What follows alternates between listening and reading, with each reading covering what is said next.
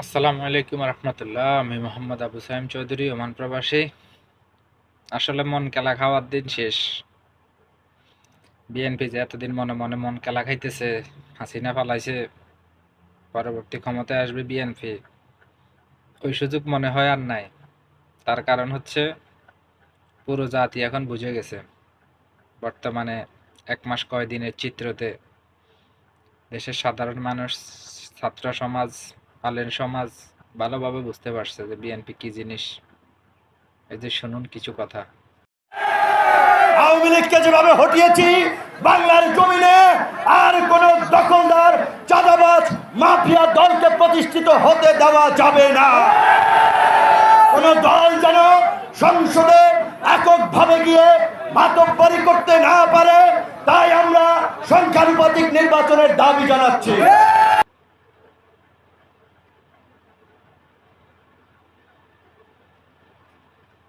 এভাবে আস্তে আস্তে সবাই বুঝতে পারতেছে বিভিন্ন জায়গায় লুটপাট, চাঁদাবাজি, টেন্ডারবাজি, এ সালমের গাড়ি বের করে নিয়ে যাওয়া, তারপরে কৃষি গবেষণা ইনস্টিটিউটের রুম দখল করা, সবকিছু মিলিয়ে সবাই ভালোভাবে বুঝতে পারছে।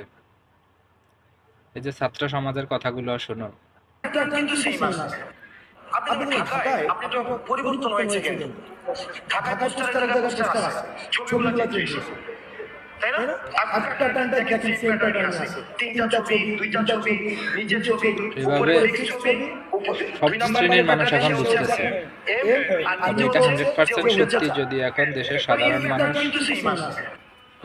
বিএনপিকে প্রতিরোধ করতে না পারে, তাহলে শেখ হাসিনা 15.5 বছর বিএনপি যদি ক্ষমতায় আসে, 100% সত্য যে আরো 15.5 বছর এইভাবে যাবে।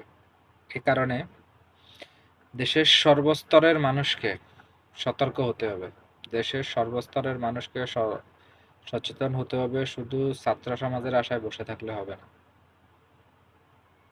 ছাত্র সমাজের আশায় বসে থাকলে হবে না। প্রত্যেকটা দেশের সাধারণ মানুষ থেকে প্রত্যেকটা মানুষকে সতর্ক অবস্থানে থাকতে হবে, যাতে করে যারাই পরবর্তীতে ক্ষমতায় আসে স্বৈরাচার প্রতিষ্ঠার কোনো সুযোগ না পায়, কোনোভাবেই না।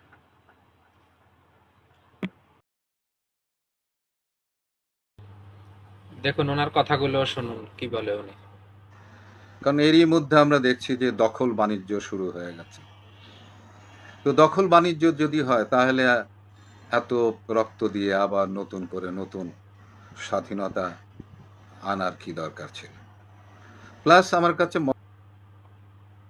তবে সর্বশেষ আমার সবচেয়ে ভালো লাগছে এই কথাগুলো, যে উনি একেবারে সরাসরি স্পষ্ট ভাষায় বলে দিয়েছেন যে বিএনপি দেশের পরবর্তী স্বৈরাচার হবেন। ওনার কথাগুলো শুনুন। বিষযুক্ত, তাহলে আপনি কি স্বচ্ছ পানি বার করতে পারবেন? পানিরও প্রয়োজন, পাত্রেরও প্রয়োজন। আজকে যারা বাস্তবায়ন করবে আমাদের আইন কানুন, তাদের চরিত্রটা কি? গতদিন তাদের চরিত্র কি ছিল, আজকে তাদের চরিত্র কি? আপনি কি চিন্তা করতে পারছেন সুপ্রিম কোর্টের পুরা বেঞ্চ সরকার পরিবর্তন হওয়ার পরে যদি পরিবর্তন হয়ে যায়, সেই দেশটা কোথায়? প্রয়োজন হল নীতি আদর্শ পরিবর্তন করা। আমরা খালেদা জিয়াকে, তারেককে দেশ থেকে, এই ক্ষমতার থেকে তাড়ালাম কেন? তখন শুধু শুনতাম, পত্রিকায় দেখতাম হাওয়া ভবন, হাওয়া ভবন, হাওয়া ভবন। ট্রান্সফার কেস, খাম্বা কেস, দুর্নীতি, চুরি, ডাকাতি, পত্রিকায় প্রতিদিন আসলে হেডলাইনে এত টাকা চুরি হয়েছে, এত টাকা ঘুষ হয়েছে, এত টাকা বাণিজ্য হয়েছে। আওয়ামী লীগের আমলে একই দেখছি। যদি আবারও সেই বিএনপিকে ক্ষমতায় আনার জন্য আমাদের দেশের শিক্ষিত সমাজ, নীতিবান সমাজ কথা বলে, তাহলে আমরা তাদেরকে কি বলতে পারি?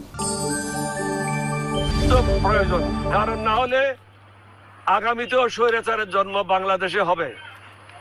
আমরা কিন্তু এই স্বৈরাচার সরকারকে আপনাদের মাধ্যমে বারবার বলেছি, পলানোর সুযোগ পাবেন না। আমার প্রেস কনফারেন্স যারা অ্যাটেন্ড করেছেন, আমি সবাইকে বলেছি 2024 সাল হলো গজবের বছর এবং অনেক নতুন নতুন ঘটনা ঘটবে। তাই ঘটেছে, আরো ঘটতে পারে।